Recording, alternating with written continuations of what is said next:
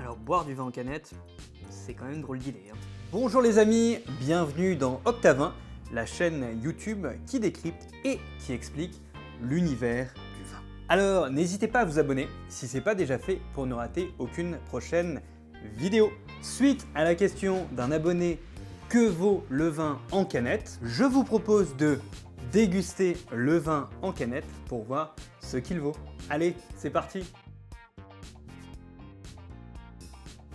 Alors, voici deux canettes que j'ai achetées dans un supermarché pour répondre à notre expérience. Donc, la première canette est un vin blanc, un Sauvignon blanc plus précisément. Et la seconde canette est une canette de vin rosé. Alors, au premier abord, sur ma canette, je n'ai pas de millésime mentionné.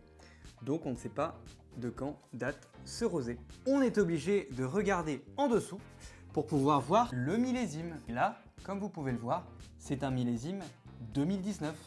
Alors, quelque chose qui me choque sur cette canette, c'est qu'il est inscrit millésime 2019 et que quand on consomme un rosé, on consomme toujours l'année d'avant. Je m'explique, nous sommes aujourd'hui en 2023, donc cet été nous consommerons un rosé 2022, toujours un an avant et jamais plus. Donc le rosé dans cette canette a 3 ans de trop. De plus, il n'y a aucune mention sur la canette où il est précisé le type de raisin utilisé. Est-ce que c'est du grenache, du syrah, du gamay, etc.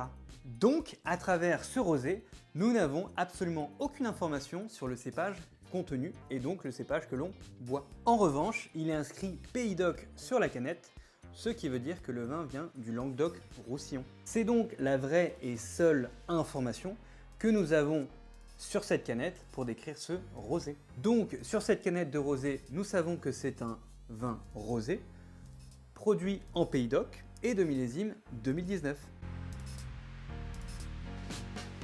Alors, sur le vin blanc, contrairement au rosé, il est inscrit Sauvignon blanc. Donc, on a le cépage, mais nous n'avons pas le lieu de production.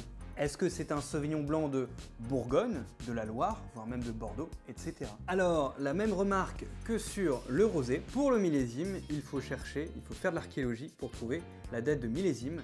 Donc ici, c'est bien un 2019 également.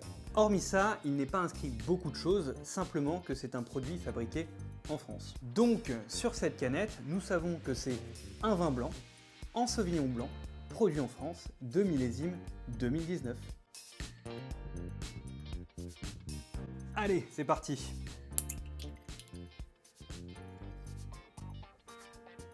Au niveau de la couleur, donc, on va être plutôt sur une couleur un peu orangée, claire mais un peu plus foncée que les rosés d'aujourd'hui. Il faut savoir que ce genre de couleur, c'était des rosés que l'on pouvait avoir il y a 5 ou 10 ans, donc plus foncé. Aujourd'hui, on va rechercher plus des rosés clairs. Maintenant, on va regarder au niveau du nez. Donc au niveau du nez, j'ai pas les fruits frais qu'on devrait avoir normalement, les fruits un peu gourmands. Je suis plus sur des fruits tropicaux, voire un peu fruits de la passion, type kiwi. Mais je suis pas sur les fruits qu'on devrait avoir avec un rosé classique. Maintenant, allons-y pour la bouche. Alors, en bouche, ce qui est assez surprenant, c'est qu'on a quelque chose d'assez doux, voire même peut-être sucré, et on a une acidité en fin de bouche. En revanche, moi, ce qui me dérange, c'est que quand je déguste ça, j'ai un goût ferreux, un goût métal dans la bouche. Peut-être dû à la canette.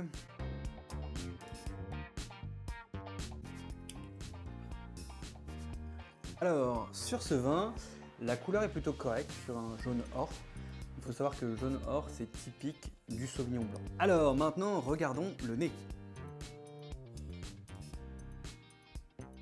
Au niveau du nez, on va être sur un nez très fruit noir, donc tout ce qui est cassis, et également un nez très minéral, donc un peu des odeurs de craie, voire des odeurs de silex. Alors maintenant, la bouche.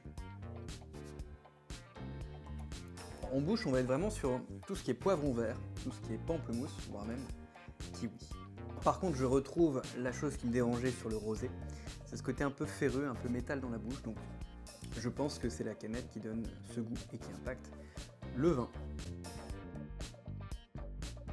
En somme, le vin en canette, on a très peu d'informations sur le contenant de la canette et surtout la provenance. Le gros point négatif, c'est le côté un peu métal, un peu ferreux qui revient dans la bouche que ce soit avec le rosé ou le vin blanc. Donc pour moi, c'est ni bon ni extrêmement mauvais, mais du moins très limité en qualité.